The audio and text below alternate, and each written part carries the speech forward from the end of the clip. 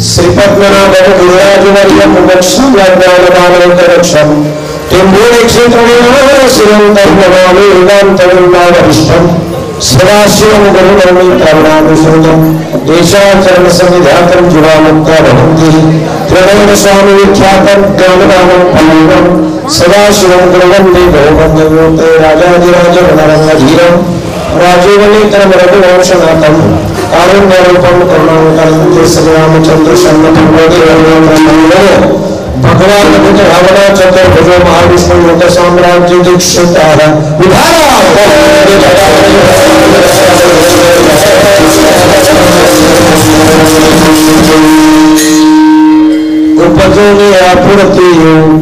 उपजोने आपुरती काला खाऊ भात वैकुंठित ऐसे नाही वैकुंठित ऐसे नाही करुणमय कार्याचे वैकुंठित ऐसे नाही एकमेका देवमुखी सुखे घालू मरी वैकुंठित ऐसे नाही प्रवणकारी कार्याचे वैकुंठित ऐसे नाही तुका वाळवंत बरवे वैकुंठित ऐसे नाही यथामती यथावकाश तीर्थमुखेश्वरी करता घेतलेला अनुभव जगद्गुरु जगद्वंदनीय देवमुखी प्रसिद्ध साधू संत तुकोबारायांचा हा काला प्रकरणातील अतिशय मोलाचा आणि महत्वाचा अभंग आहे. या अभंगामध्ये तुकाराम महाराजांनी अत्यंतिकरित्या अभिरुची वचनोक्ती प्राप्त करून देणारा किंवा वचन देणारा अशा प्रकारचा संदेहात्मक अभंग नसून वचनात्मक अभंगाची निर्मिती या अभंगामध्ये दिलेले शब्द शब्दाचे शब्द आणि वचन याचा समन्वय साधून दिलेला हा अभंग आहे.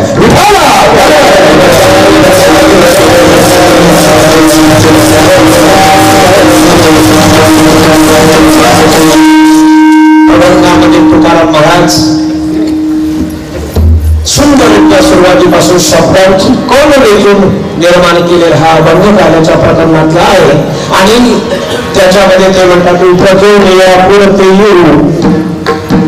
काला खाऊ दहिभात. उपजोनी येणे म्हणजे ह्या जगातली ही पहिली गोष्ट आहे. सगळे उपजोनीच येण्याचा प्रसंग या मृत्यू लोकांमध्ये असल्यामुळे या शब्दाची व्याख्या या ठिकाणी द्यावी लागली. उपजोने पुढती येऊन याचा अर्थ या मृत्यू लोकांमध्ये जन्माला यावं लागतं, उपजावं लागतं तरच या ठिकाणी निर्मिती होती अन्यथा नाही. या जगामध्ये कुणीही म्हणून अचानक येणं नाही आणि अचानक जाणं नाही. या मृत्यू लोकांचा हा संदर्भ आणि म्हणून संतांनी याच्यामध्ये माझ्या माई बापाने याच्यामध्ये उपजोनी पुन्हा जन्म घेऊनच आम्ही येऊ असा संदर्भ निर्माण केलेला आहे. उपजोनी या पुढे येऊ पण येऊन तर ठीक आहे म्हणजे तुम्ही येणार असा तर या पण कसा करता हो त्याचं कारण त्याने लगेच सांगून टाकत. त्या कारणाचा महत्वपूर्ण विचार त्याला करणं आहे. काला सांगितलं म्हणजे कसं करता येईल तर फक्त काला कार्य करता काल्याचे प्रसंग विभक्तीकरण विभक्ती दोष विभक्ती दोष आणि विभक्ती याचा विचार केला आपण तर दूर करणार. कालामध्ये सामान्य विचारांतून लौकिक विचारांतून दही आणि भात याचं मिश्रण असणे म्हणजे काला दही आणि भात. पण त्या दही आणि भाताला शब्द आहे त्याला काला हा शब्द आहे.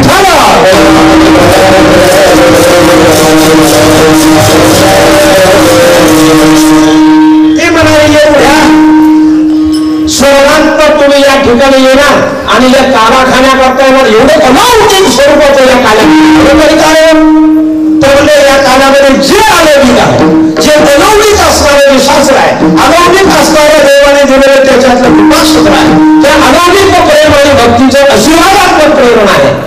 हा म्हणले सगळ्या सामान्याची मला कळणार नाही आणि ती घेण्याकरता आम्ही या प्रतिलोकामध्ये येऊ अशा प्रकारचं अभिवचन आहे आणि येण्याकरता सत्य दिलेलं अभिवचन आहे. ते म्हणले येणार तुम्ही आमच्या घरी येणार तुमच्या घरी काय नाही का तरी साहेब बघा आमची वैकुंठी तो आयुष्य नाही. वैकुंठामध्ये म्हणजे असला प्रकार काही नाही गायनाची उडी वैकुंठामध्ये असला काही प्रकार नाही. काय किंबहुना वैकुंठ तो आयुष्य नाही. कवन काय कवन म्हणजे प्रेम सुखदेवी प्रेम सुखदेवी आणि प्रेमाविर नाही. प्रेम घ्यावं प्रेम घ्यावं ही जी क्रिया मृत्यू लोकांमध्ये आहे ती म्हणजे वैकुंठामध्ये नाही. मग ते प्रेमाचं घेण्याचं जे प्रतीक आहे त्याचं त्याने वर्णन केलं तिसऱ्या चरणामध्ये. काय म्हणाले एकमेका घेऊ आणि काय करायचं आहे या ठिकाणी प्रेम सुख देण्याचं. आता आपण जो भास येतो काल आपण कसा देणार आहोत एकमेकाला देणार आहोत. कारण म्हणजे हा म्हणजे आपला संप्रदाय तसा आपण कुठे म्हणूया सगळ्यांना आपण जेवणे तृप्त झाले उरणे तुझे असं वाढली अशा प्रकारच्या यामधल्या ठिकाणी हा संदेह आहे. आणि म्हणून या ठिकाणी एकमेकाच्या मुखामध्ये घालण्याची आमची काय आहे प्रेम आहे परंपरा आहे. शेवटी तो हा रस वाटतो आणि त्यामध्ये सोप्यामध्ये मांडीले दुकान दीदी आली अशी संत देण्याची क्रिया ज्यांच्याकडे तेवढा त्याला संत म्हणतात. संतांच्या क्रियेमधला संतांचा माझा अंतिम फळ सांगता आपल्याला येईल. जे उदाहरण आहे जी या ठिकाणी करतात ती क्रिया वैकुंठितो आयुष्य चरणाचा सगळ्यामध्ये करायचं एकच वैकुंठितो आयुष्य कुठे त्याच्यामध्ये ठिकाणी त्यांनी सांगून टाकलं. तू का म्हणे माझं म्हणून आणि कसं आहे त्या क्रिया एखादा विश्लेषण एखाद्या गोष्टीला लागू शकतो. काय स्वयंपाक चांगला झाला तर स्वयंपाक होता एकच विश्लेषण लागू शकतो. चांगला होता स्वयंपाक एखादं विश्लेषण एकाला लागेल पण अनेक विश्लेषण एकाला लागणार नाही.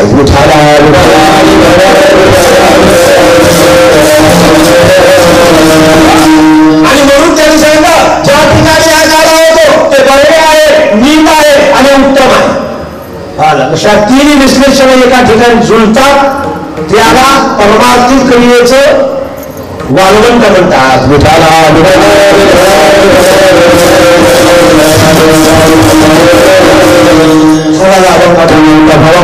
त्या भावांमध्ये तुकाराम महाराजांनी जे आपल्या पुढे काळाचा प्रसंग उभारला त्याचा आपण विश्लेषण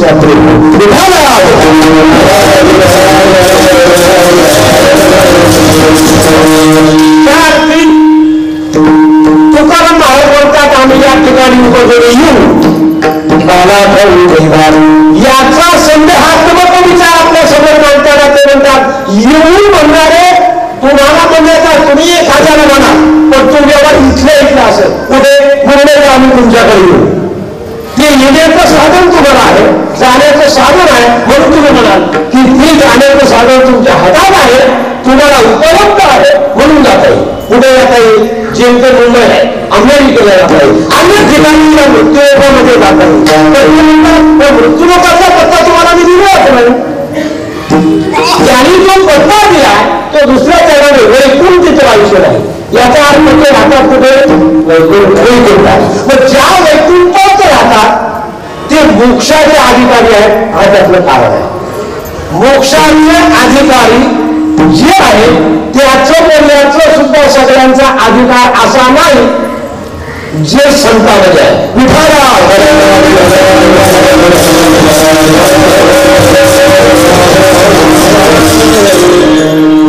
असतो परिहार गरजेचं नाही. कारण या सगळ्या वस्तुस्थितीवरून तुम्हाला सगळ्यांना कळलं असेल की आपल्याला किती भूक आहे आणि त्याला किती भूक होती त्या गोष्टीची. आणि त्या भूकेचं परिक्रम आपण परिक्रमा त्या 7-8 दिवसामध्ये ही परिक्रमा बघितली. उतुंग दर्यासारखा हा सबंध सभामंडळ लोकांना बसायला जाणारा इतर काल तर वरती सुद्धा गच्चीवर लोक बसले होते. एवढी भूक लोक म्हणतात झाली धर्माची वाटोळे तसं नाही. धर्म मिळाला तर हे झोप होईल. तर हेही शिल्लक आहे. धर्माबरोबर सत्य धर्म, सत्य ज्ञान प्रवर्तक संत, सत्य पतिव्रता अजून काय आहे? शिल्लक आहे. आणि म्हणून हा धर्म शिल्लक आहे. पण जागा धर्माची नाही.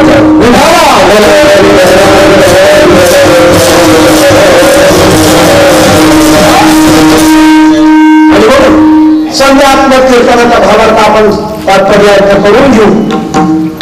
या कार्यक्रमाच्या पाया संपूर्ण तालुक्यातून दिलेलं जे काही सहकार्य आहे, या तालुक्यातून दिलेलं जे भरभरून प्रेम आणि त्या प्रेमाचं प्रतीक शब्दांतून वर्णन करण्यासारखं शिल्लक राहिलेलं आहे.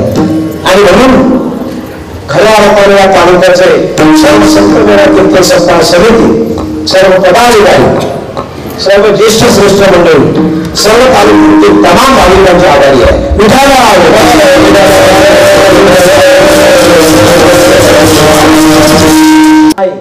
आज हे बघा, मुळशी तालुक्यातनं सुद्धा लोक आले, पुणे जिल्ह्यातनं लोक आलेत. आज शेवटचा दिवस ही सुद्धा पुणे जिल्ह्यातनं आज लोकांची उपस्थिती आहे. खालापूर, कर्जत, पनवेल बाळंतीन झाली तर तिला काय शोधायची? ती का तर बाळही संरक्षित आणि आई संरक्षित. आता वेगळं आहे, आता प्रसंग नाही. किंबहुना ती आडवी आली. पळता पळता धोतर सुटले, पंचांग फाटले, भुंग लाजे, हे सगळं झालं. आणि पळाला म्हणले जाऊ द्या, आम्हाला ठार मारू नका. त्याच्या पुढे म्हणजे आता आली पुतना, आली विष भरवली पुतना, आपल्या स्थानामध्ये विष भरलं आणि आल्यानंतर म्हणाले काय म्हणजे काय सुंदर आहे. राजस सुकुमार मदनाचा पुतळा, राजस मदनाचा पुतळा,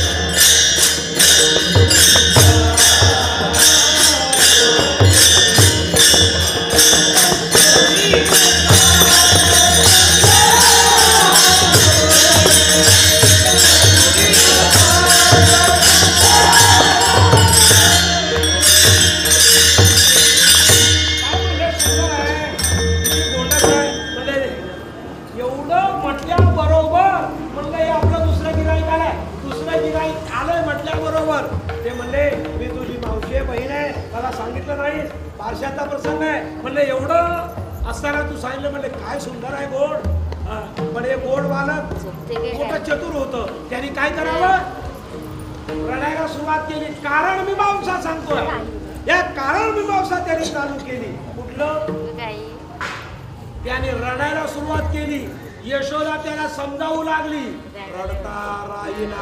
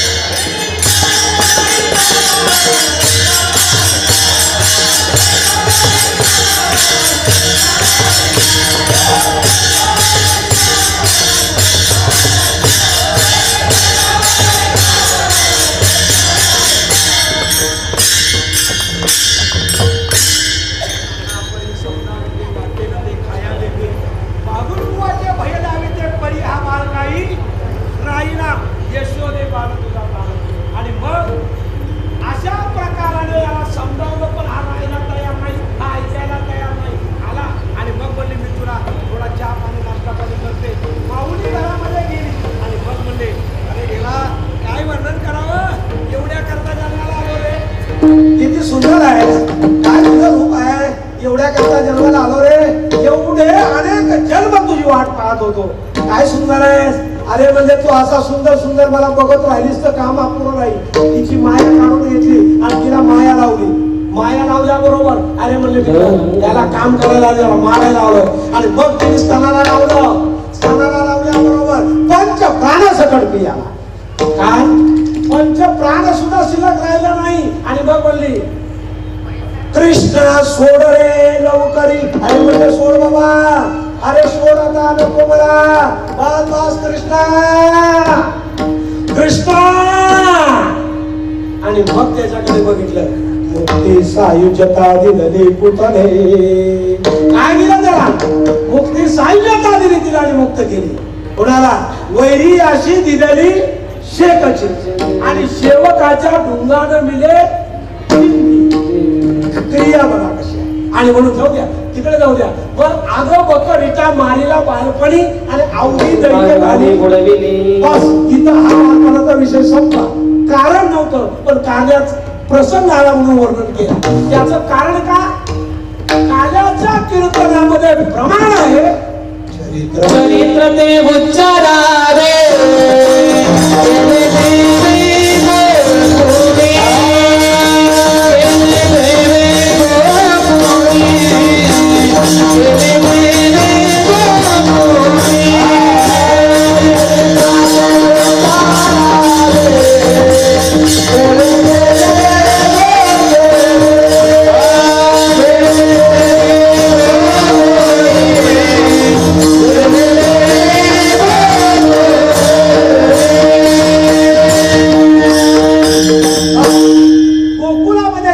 चरित्राचा उच्चार करावा, आचार करू नये. काय करावं? याचा काय करावं? जे जे देवाने केलं त्याचा उच्चार करावा, त्याचा आचार करू नये आणि त्याचा विचारही, दोन्ही गोष्टी करू नये. फक्त त्याचा काय करावा? उच्चारावा. पण ठीक आहे, तुकाराम महाराजांनी सांगितलं, हे सांगायला गेलो तर 3 तास लागतील. मग त्याने बंधन घालून टाकलं. ये दशे चरित्र, ये दशे चरित्र केले नारायण, ये दशे चरित्र केले नारायण,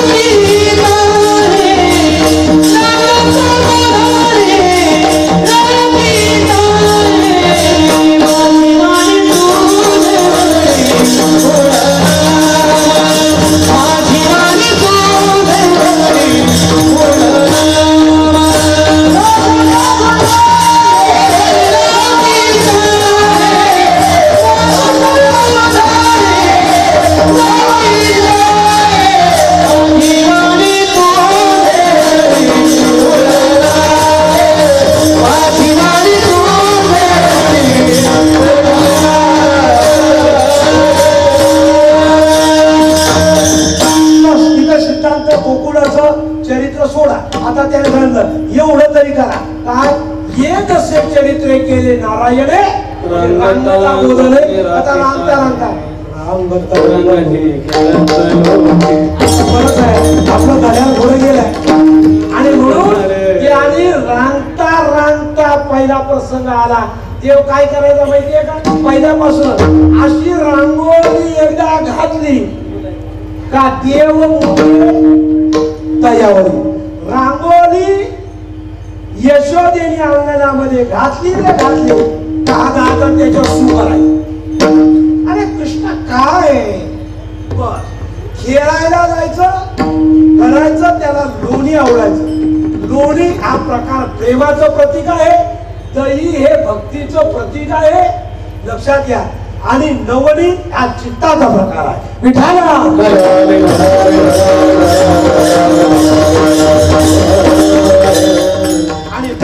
आणि मग सगळे यायचे आणि मग म्हणाले देवा, हा म्हणले काय देवा आता तू काय करायचंय तेवढं कर.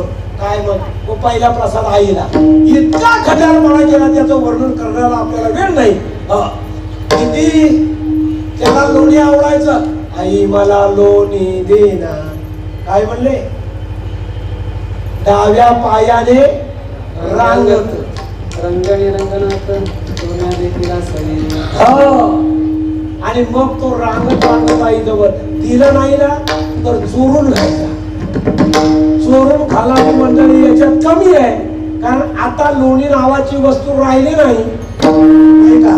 त्याच्यामुळे या पोराला लोणी चोरण्याचा प्रसंग माहीत नाही, तो विषय माहीत. जी लोणी खाल्लंय ती लवकर काय मरायची, ती जागा लवकर सोडायची. त्यांनी काय खाल्लंय? लोणी खाल्लंय. आणि आपण काय खाल्लंय?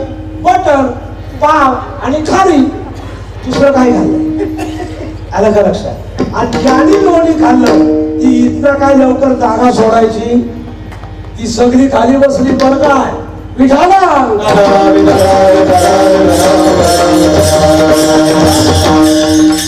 हे म्हणले. आणि यशोदा घुसरण करता करता करता करता लोणी दे आई गेली पाणी आणायला. आद्या रांजणामध्ये शिरला, लोणी खाल्लं आणि एवढ्यात आई आता मारीन म्हणून त्या ताकामध्येच बुडी मारलेले खाली तलाला जाऊन बसला. कृष्णा गेला कुठे? कृष्णा हे कृष्णा, तर कृष्णाचा पत्ताच नाही. कुठे गेला माझा कृष्णा? शेजारीला बोलवलं, शेजारीला आली ते म्हणजे तुझा कृष्णा कुठे गेला नाही, भेटेल. काय तू काळजी करू नको, लोणी तर काढून घे. म्हणून लोणी काढायला घेतलं, ऊन गरम पाणी काढलं तर लोण्याचा कण नाही त्याच्यामध्ये. ते म्हणजे लोणी कसं आलं, एवढं काम केलं. ती शेजारी म्हणते खाली आत लोण्याचा गोळा खाली गेला. लोणी कुठं बुडतं काय? लोणी हे वर राहतं. तिने हात घातला तरी त्या यशोदेने त्या येडीचा ऐकून हात घातला तर एवढा मोठा लोण्याचा गोळा खाली चालला. पण त्या लोण्याला केस फुटले होते. केस फुटलेले लोणी वर काढायला गेली, बघते तर एवढा मोठा हा लोण्याचा गोळा. ते म्हणले लबाडा काय काय करत नाही करशील, कंटाळलो म्हणले. आणि मग काय करावा? खोडील कृष्णाला म्हणले. ते म्हणले हा ऐकायचं नाही. नंदाच्या दारामध्ये जेवढ्या जेवढ्या गवळणी येतील त्यांची खोडी काढणं हे त्यांचं काम. तुम्ही बारावरच्या बारागे गोडन गोकारो माझे बाबा, गोडन गोकारो माझे बाबा.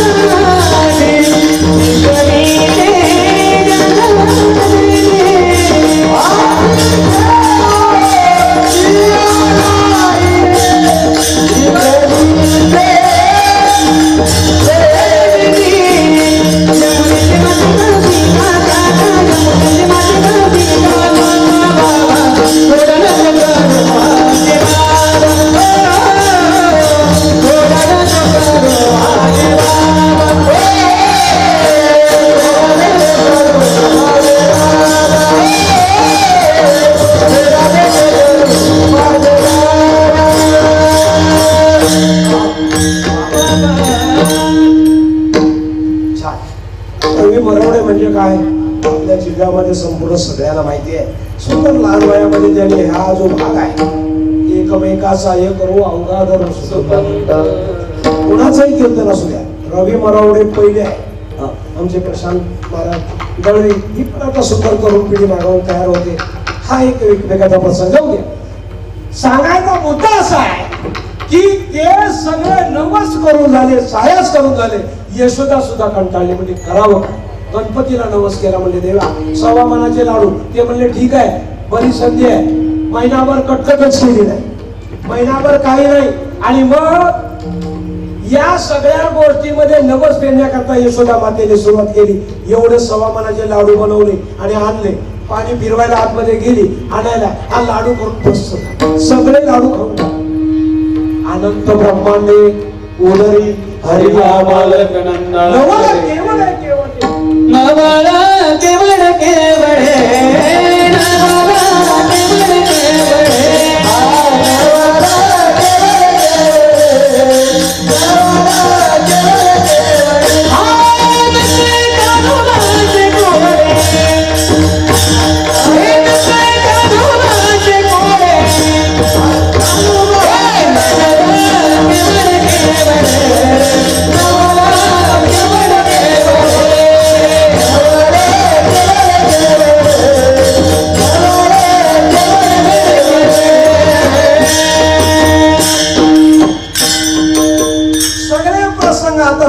गावातला एक प्रसंग सांगून आपल्या उत्तर क्रियेकडे चालू करू.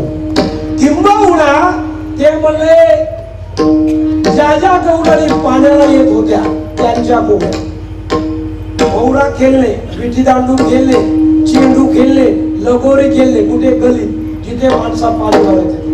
बर आल्यानंतर त्या गौराणीच्या किती घोड्या काढल्या त्यांचा पत्ता नाही. त्याच्या पुढे झाला कोणी लेखी, कोणी सुना, कोणी असती स्वतंत्र. या सगळ्या आता प्रत्येकाची क्रिया सांगत नाही, आपलं घड्याळ पुढे चाललंय. या क्रियेमध्ये काही म्हाताऱ्याकडे आमच्या सुनेला लई त्रास देतो. म्हणले काय सगळ्यांच्या वाटेला जा, आमच्या वाटेला जा. ते म्हणले ही म्हातारी गावातली लई बडबड करते. ते म्हणले हिचा घर नंबर घ्या. घर नंबर घेतला. भगवान श्रीकृष्ण दुसऱ्या दिवशी तिच्या घरी गेले. गेल्यानंतर त्या सून झोपली होती, म्हातारी झोपली होती. दही खाल्लं, ताक उलटून दिलं, दूध प्याला, हे सगळं काही झालं. आणि दही घेतलं, सुनेच्या तोंडाला लावलं आणि दारात जाऊन उभा राहिला. सासू उठली, बघितलं सुनेच्या तोंडाला ज्या हाती दही आहे मडक्यामध्ये दही शिल्लक राहिलं नाही. त्या सुनेला मारली. आता पूर्वीच्या सासू सुनेला मारायच्या असं म्हणतात आणि आताच्या सुना सासूची पूजा करतात असं फक्त शास्त्र आहे. त्याच्यात काय फरक नाही, एवढाच फक्त फरक झाला. आणि मग त्या बिचारीने मार खाल्ला. किती मार खाल्ला का तर तू नाही खाल्लं. म्हणलं नाही मी सासूबाई नाही, आत्याबाई मी खाल्लं नाही. आणि मग दाराकडे बघते धाकाला उभा. हा म्हणले हिने नाही खाल्लं, ह्याने खाल्लं. धावत गेली आणि त्याला मारायला सुरुवात. मारायला गेली तर तो काही तसा मिळतोय काय. इथं आहे आणि तिथं नाही, तिथं आहे आणि तिथं नाही, तिथं आहे तिथं नाही, काही पत्ता नाही. काय करावं. आणि असं करता करता सगळीकडे त्या म्हाताऱ्याला फिरवली. एवढ्या तिचा नवरा आला तर कृष्णाला का मारते. तो आला तिला समजवायला. ती येडीला याने माया फिरवली, तिला लुब्ध केली आणि त्या तिच्या नवऱ्याच्या ठिकाणी तिला कृष्ण दिसायला लागला. आणि कृष्ण त्याने काय केलं, त्या कृष्णाचा म्हणजे नवरा कृष्णाचा हात हातात दिला आणि हा पडून गेला. तो कृष्ण समजून त्या पत्नीने त्या पतीला एवढा मारला आणि ताकद त्या म्हातारीला अशी दिली सुजेपर्यंत मारला. आणि तो मारल्यानंतर तो म्हणतो काय मारतेस मला. सगळं जग जमा झालं, गावातली मंडळी जमा झाली. चल म्हटलं तुझ्या आईकडे घेऊन जातो. आता त्याची आई कधी स्वर्गात गेली, पण तिला जायचं होतं कोणाच्या आईकडे, कृष्णाच्या आईकडे. तसाच धरला गावातील सगळी मुलं. आणि मग हा म्हणतो आई यशोदेला म्हणतो यशोदे आई माई मला कडेवर घे ना. का तुला तू ज्या आरती मला कडेवर घ्यायला सांगतोस त्या आरती तू काहीतरी भांडवल केलीस. तू नक्की काहीतरी भांडवल घेतला कडेवर. बाहेर आले तर ही जत्रा आलीच. ही जत्रा आल्याबरोबर हे म्हणले काय कृष्ण काय रे. नाही म्हणला मी तुझ्याच घरात आहे, बघितलंस ना मी काय गेलोय कुठे, मी कशाला गेलोय. मी म्हणले नाही गेले. ते म्हणले आल्याबरोबर त्या म्हातारीवरची माया काढली. तेव्हा ती बघते यशोदेच्या कडेवर कृष्ण आहे, माझ्या हातात कोण आहे. माझ्या हातामध्ये हा म्हातारा. ते म्हणले तू आता बोलूच नकोस. आता म्हातारा पण ठेवलाच नाही आणि कोतारा पण ठेवलाच नाही. हे अंग लाल झालंय, सुजून लाल केले. काय म्हणले देवा सकळ देवा आधी देवा. बस म्हणले देवा आता पुन्हा वाटेला नाही. काय म्हणले करावं तुझ्या या गुणाला, तुझ्या या कौतुकाला, तुझ्या या लिलेला काय करावं. आणि मग सगळ्या नगरजनाने ठरवलं, सांगत नाही काय सांगावं. म्हणले यशोदे ऐक आता आम्ही काय सांगतोय. सगळ्या गवळणी गोकुळच्या काय सांगतोय. यशोदे कृष्णाला सांगावे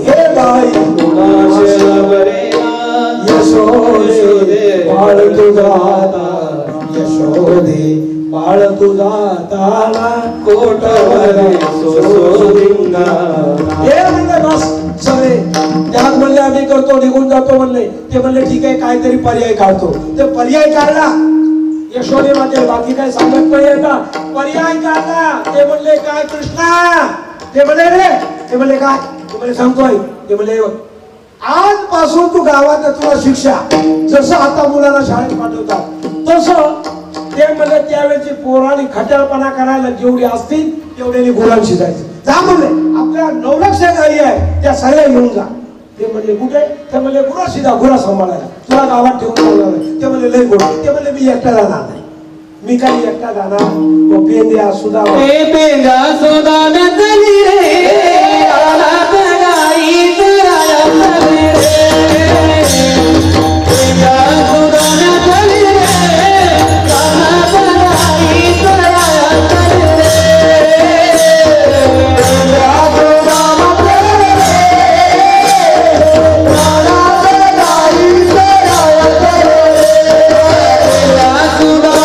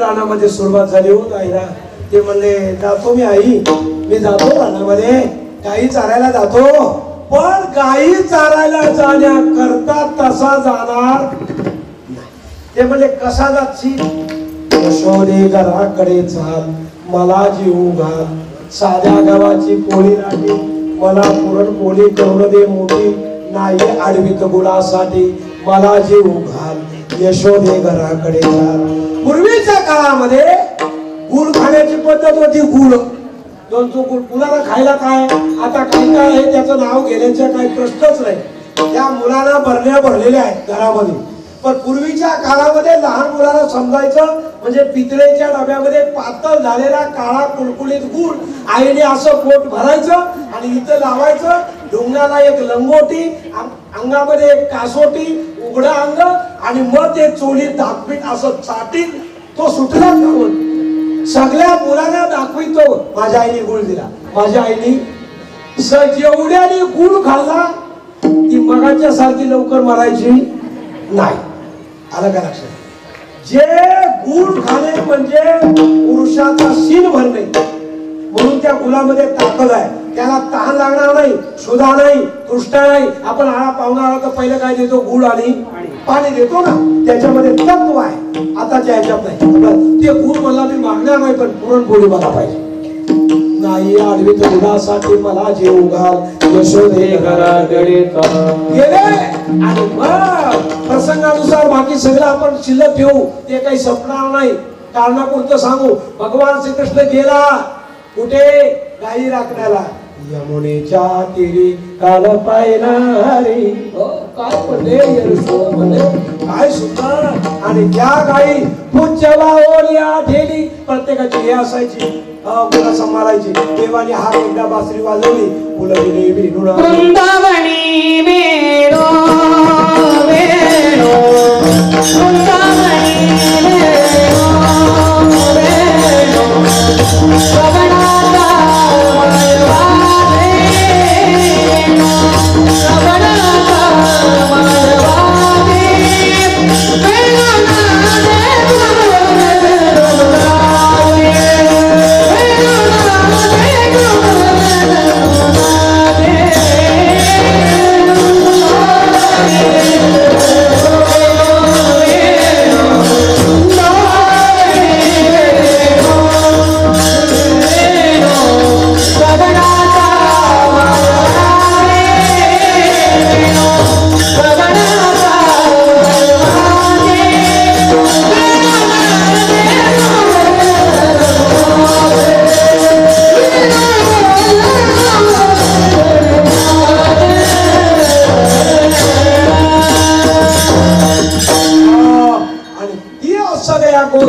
त्याने काय केला?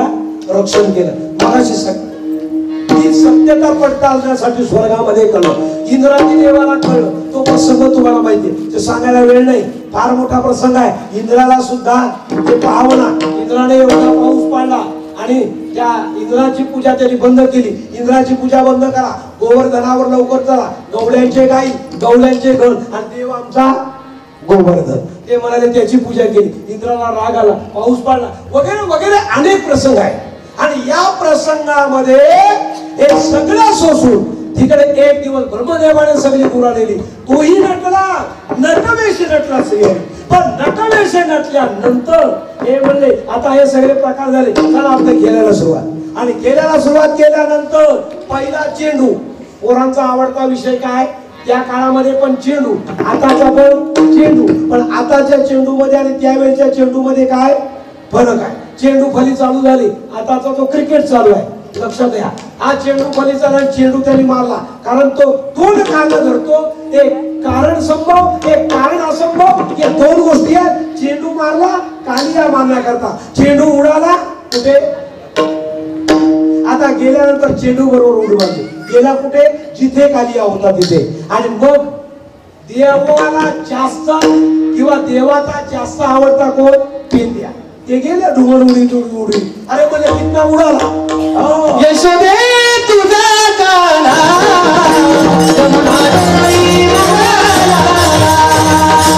यशोदे तुझा काना जमुना डोळी उडाला.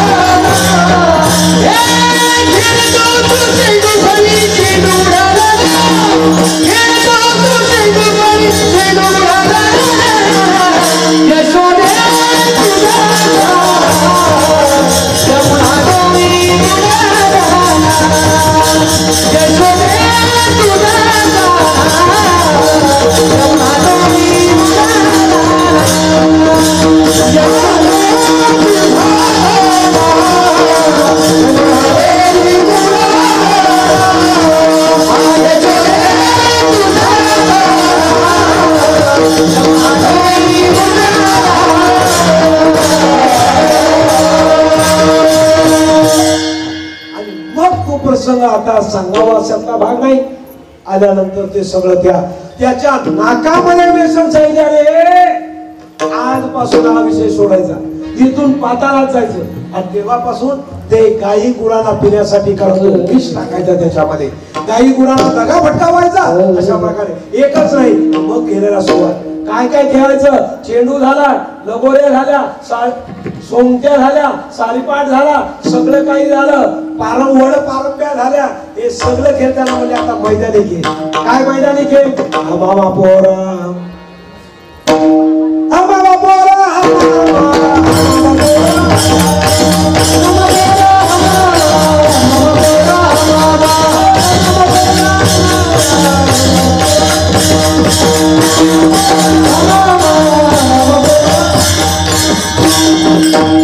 फुगडी खेळू मामा मामा पोरा मामा काय वगैरे त्याचे बरे आणि मग हुतू खेळायला सुरुवात झाली आता हुतू खेळताना सुद्धा विचित्र प्रसंग आहे काय काय एका खेळाचं वर्णन करावं करायला तेवढं अबक दुबक तिबक मोरा खेळ विकीला खेळ विकीला तू आता भिवून बेगालो अबक दुबक तिबक मोरा खेळ विकीला प्रसंगाचं वर्णन मोठं आहे पण त्याला बराच वेळ लागतो किंवा खेळ खेळून जरा देवा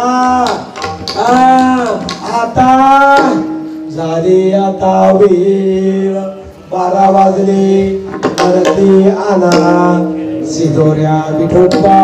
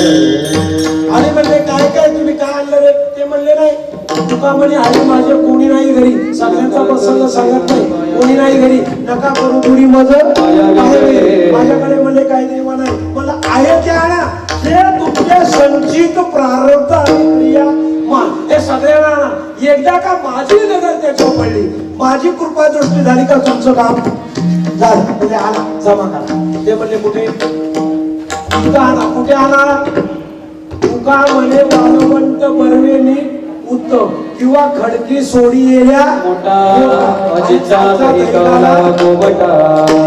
आणा म्हणले आल्यानंतर ते शिदोरीचा प्रसंग बघितला वा वा वा वा एकदा त्याने बघितलं आणि वरच्या मंडळीला तोंडाला पाणी सुटलं हे म्हणले अरे चला म्हणले मृत्यू लोकामध्ये म्हणजे काला चाललाय आणि तो भगवान परमात्मा देतोय प्रेम सुख देई आणि प्रेमाविना नाही हे म्हणले बघा म्हणले आले म्हणलं जायचं कसं आपल्याला लाज वाटते आपण वैकुंठामध्ये गेलो ना वाट चुकलो ना आपण आणि त्याच्यामुळे आता जायचा अधिकार आपल्याला नाही पण आपण काय करू उत्तर होऊ घेऊ कुठे म्हणजे काल्याची देव जरी झाले माते देव जरी झाले माते देव जरी झाले माते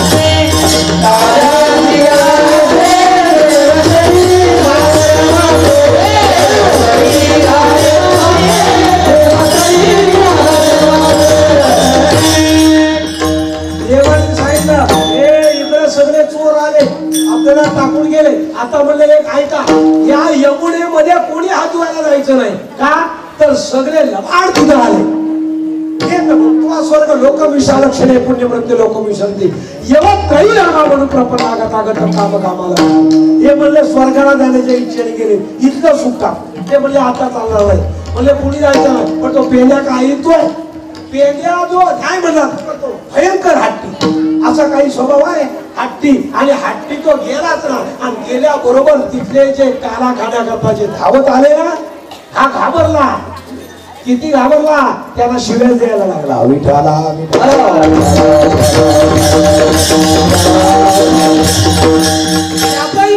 जायचं नाही, आपल्याला तिकडे जायचं नाही. आणि मग काय विचारता, आता इथं हा काला, ते म्हणलं याची काय गरज आहे, त्याचं काय, हीच खरी गाठ आहे. ही ज्ञानबाची मेघ आहे, कुणाला कळणार नाही त्यावेळेला काळा कसा होता. आणि आता हे काय तुम्ही आणलंय, तर त्याने केलं तेच आम्ही करतो. काय केलंय, याच्यामध्ये जो काला आहे त्यामध्ये काला आणि अभेद देखील, इथं सगळं अभेद आहे. इथं आहे ना ते अभेद आहे. आणि म्हणून हे शिंक आहे, हे शिंक आहे. आणि या शिंक्याचा पुनर्जन्म नाही, या दगडा मडक्याला पुनर्जन्म नाही, या मातीला पुनर्जन्म नाही. तिचं जन्म मरण संपलं, एकदा फुटलं का तिचं सगळं लुटलं. दही हे प्रेमाचं प्रतीक आहे. त्याच्यात असणारा जो लाई आहे, ही लाई पीक भाजून केली लाई, पुन्हा जन्म मरण. असं वैराग्याचं, भक्तीचं आणि भक्तिप्रेमाचं हे स्वरूप, त्याचं वर्णन करायला फार वेळ लागेल. आणि म्हणून इथं बांधलेलं आहे. मग देवाने हे भक्तीचं प्रतीक कसं साकार केलं, तर त्रिगुणाच्या खेळशीला ठाई रे. कुणाच्या, त्रिगुणाच्या खेळशी ठाई रे. त्या 3 गुणामध्ये त्याला केला. तुमचं नाताचे पाहुणे मारतात ते कसे, 3 वेळा म्हणता का नाही, रामकृष्ण हरी 3 पाहुणे मारतो म्हणजे त्रिगुण. या त्रिगुण भावातीतम त्रिगुण रहितम सद्गुरुतम. आणि म्हणून एक का शिंक फोडताना तिघांच्या वर चढला आणि नंतर त्याने शिंके फोडलं. ज्ञानेश्वर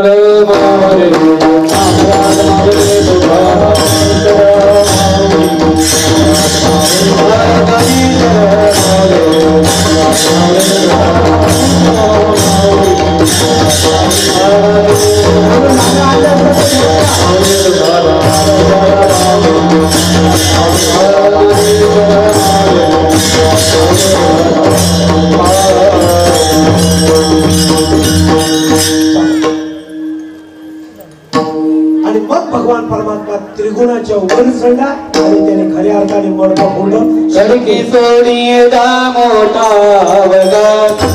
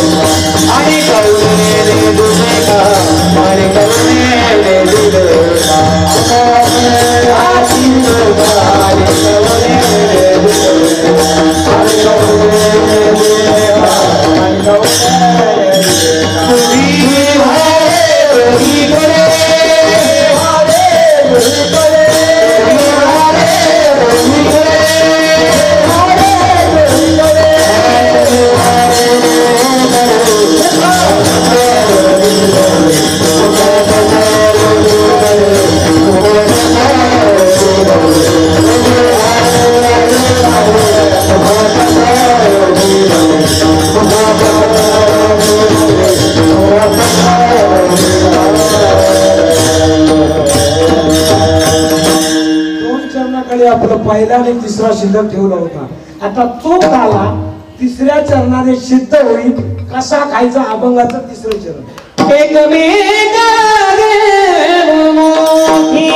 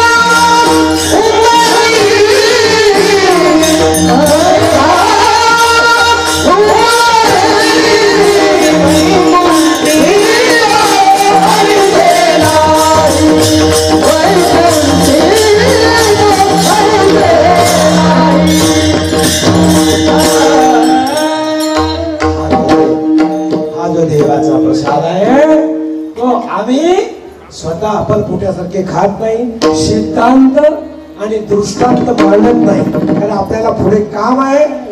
पुढे वेळ प्रसंग जाण्याचं सगळे हे आहे.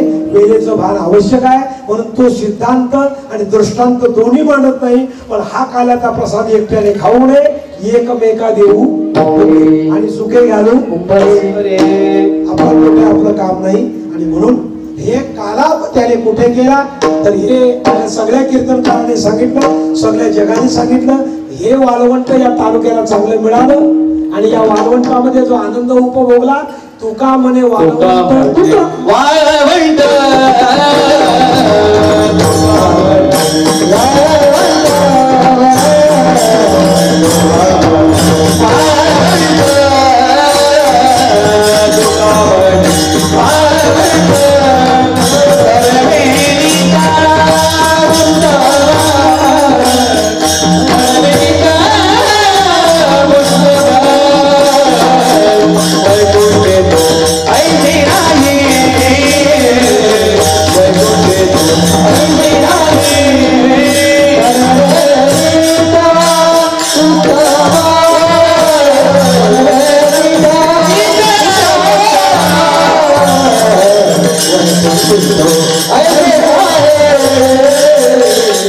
I